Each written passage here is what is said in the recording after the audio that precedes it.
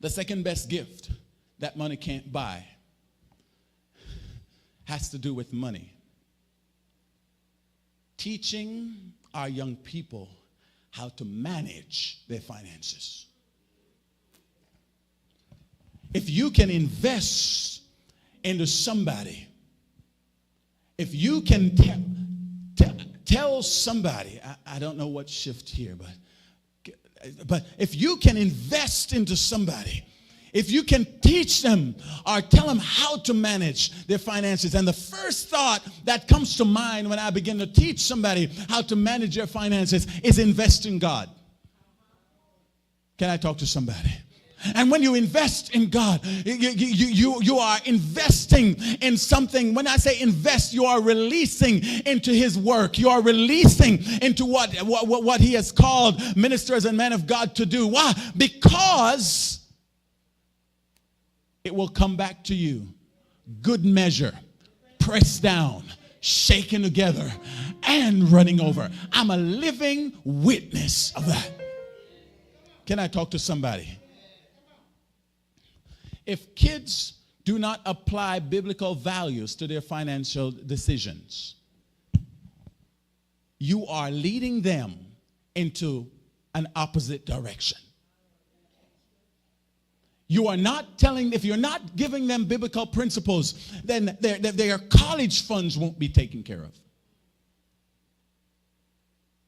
Their future homes won't be taken care of. Matthew chapter 6 and verse 21 says this, wherever your treasure is, there your heart will follow. Where your treasure is, King James Version says, there will your heart be. But if you will take this gift and you will say, I'm going to teach somebody how to fish versus give them a fish every time.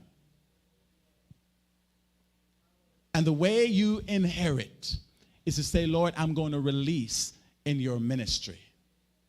Everybody gets silent for this point. Hello? Everybody with me? All right. The third principle. Let me go to the third one before. Hallelujah. The third principle is installing into children the best way to make wise decisions. What am I talking about today? Installing into children the best way to make wise choices. When I say install, you are equipping and building somebody. This is a gift that money cannot buy. Last week, I talked about knowledge is power, or a week or two ago. I said, you have to understand, knowledge is power. The more you give and you invest into somebody, into their minds, it's the more they grow. And money cannot buy knowledge. I know you pay for college, but money can't buy knowledge.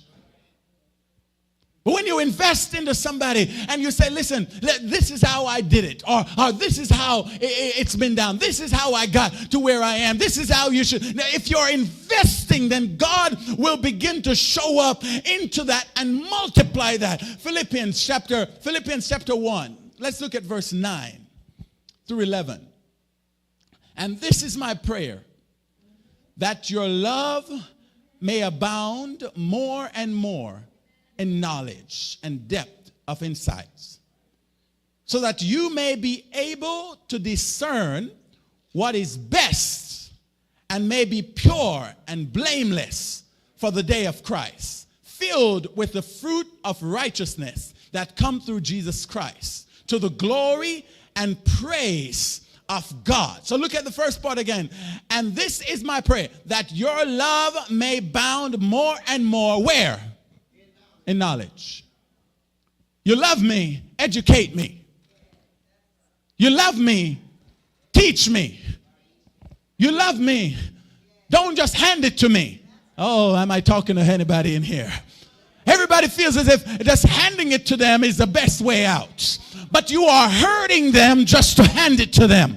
But if you will just teach them, come on somebody, educate them and release knowledge, money cannot buy that. The value of that